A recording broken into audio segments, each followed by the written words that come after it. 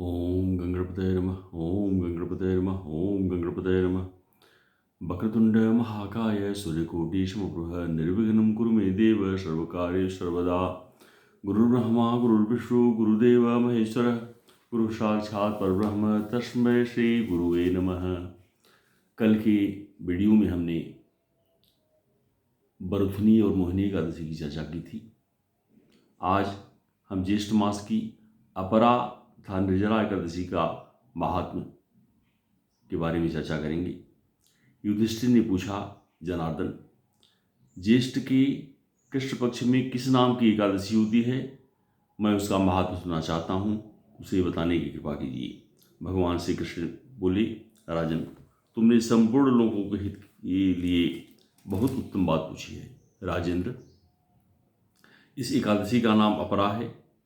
यह बहुत पुण्य प्रदान करने वाली है और बड़े बड़े पातकों का नाश करने वाली है।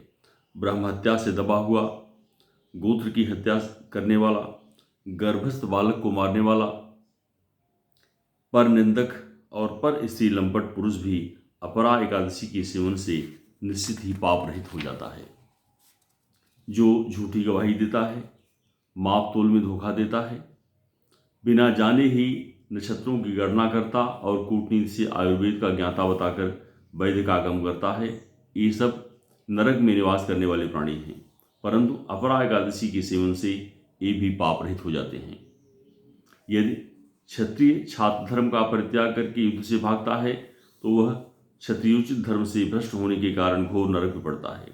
जो शिष्य विद्या प्राप्त करके स्वयं ही गुरु की निंदा करता है, वह भी महापातकों से युक्त होकर भयंकर नरक में जाता है। किंतु अपरा एकादशी के सेवन से ऐसे मनुष्य भी सदगत को प्राप्त होते हैं। माघ में जब सूर्य मकर राशि पर स्थित हो, उस समय प्रयाग में स्नान करने वाले मनुष्य को जो पुण्य फल प्राप्त होता है, काशी में शिवरात्रि का व्रत करने से जो पुण्य प्राप्त फल होता है, गया में पिंडदान करके पितरों का तृप्त करने वाला पुरुष जिस पुण्य का भागी होता है, बृहस्पति के सिंह राशि पर स्थित होने पर गोदावरी में स्नान करने वाला मानव जिस फल का प्राप्त करता है, बद्रिकाश्रम की यात्रा के समय भगवान केदार के दर्शन से तथा बद्री तीर्थ के सेवन से जो पुण्य फल उपलब्ध होता है, तथा सूर्य ग्रहण के समय कुरुक्षेत्र में दक्षिणा सहित यज्ञ करके हाथी घोड़ा और स्वर्ण दान करने से जिस फल की प्राप्ति होती है, हे राजन, अपरा एकादशी के सेवन से भी मनुष्य वैसे ही फल प्राप्त करता है।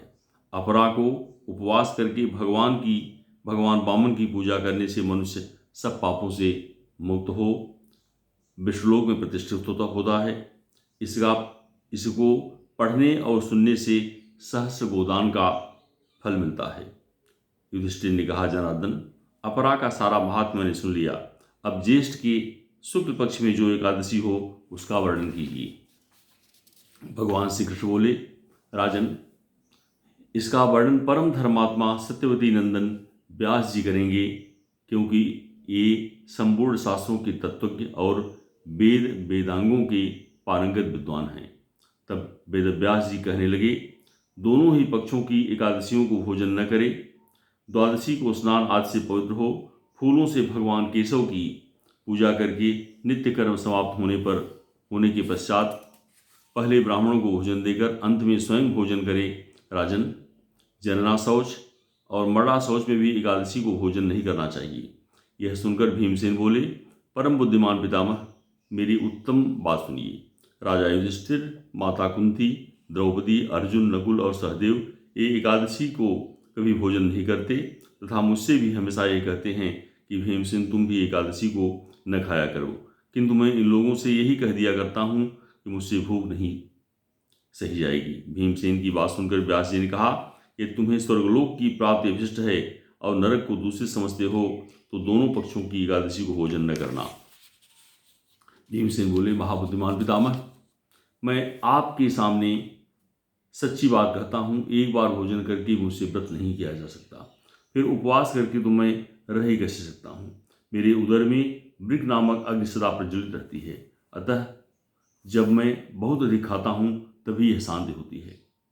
इसलिए महामुनि, मैं वर्ष भर में केवल एक ही उपवास कर सकता हूँ, जिससे स्वर्ग की प्राप्ति सुलभ हो तथा जिसके करने से मैं कल्याण का भागी हो सकूं, ऐसा कोई एक व्रत निश्चय करके बताइए, मैं उसको यथोचित रूप से पालन करूंगा।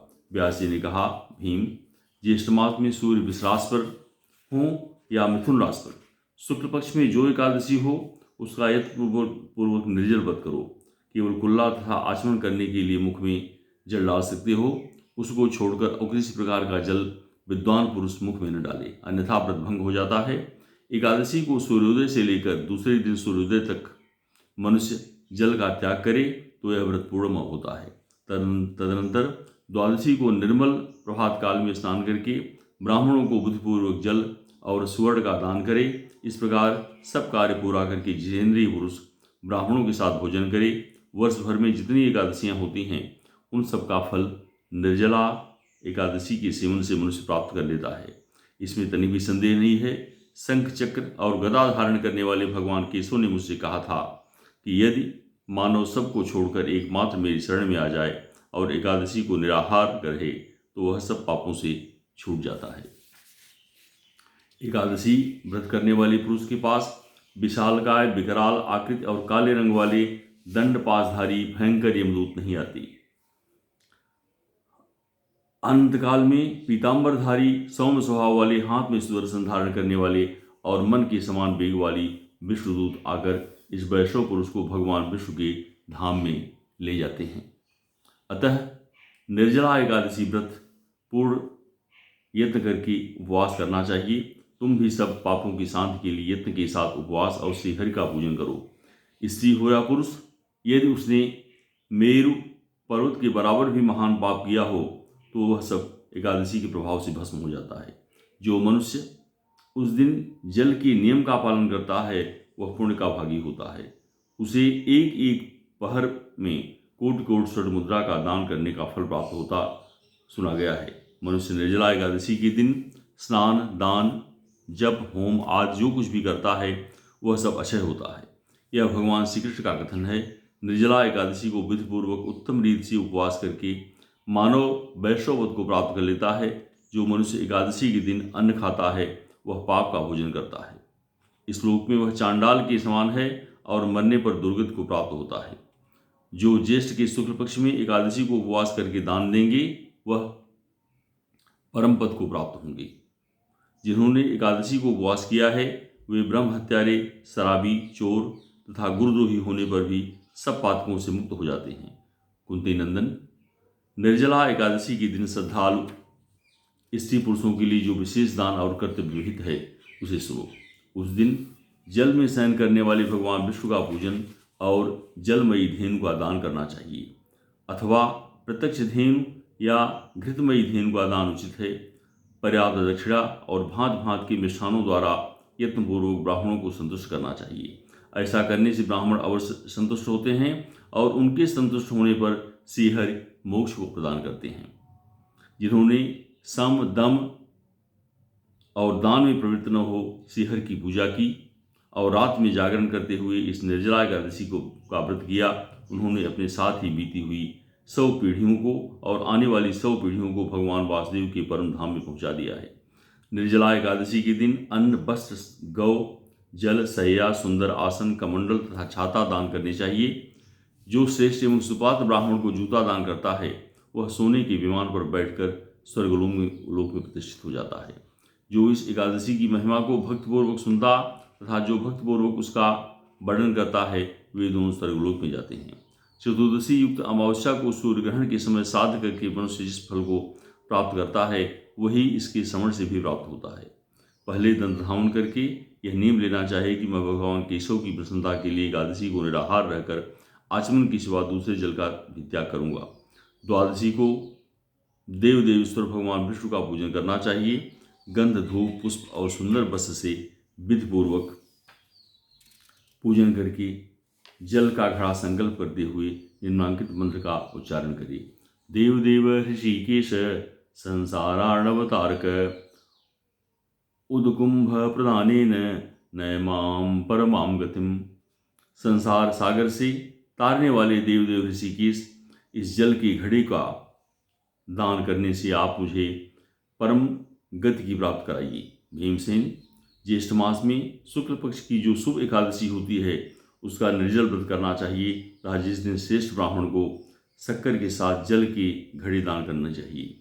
ऐसा करने से मनुष्य भगवान विष्णु के समीप पहुंचकर आनंद का अनुभव करता है। तत्पश्चात द्वादशी को ब्राह्मण भोजन कराने के बाद स्वयं भोजन करे। जो इस प्रकार पूर्ण रूप से पापनाशिनी एकादशी का व्रत करता है वह सब पापों से मुक्त हो अनामय पद को प्राप्त होता है। यह सुनकर भीमसेन ने भी इस शुभ एकादशी व्रत का आरंभ कर दिया। तब से यह लोक में पांडव द्वादशी के नाम से विख्यात हुई।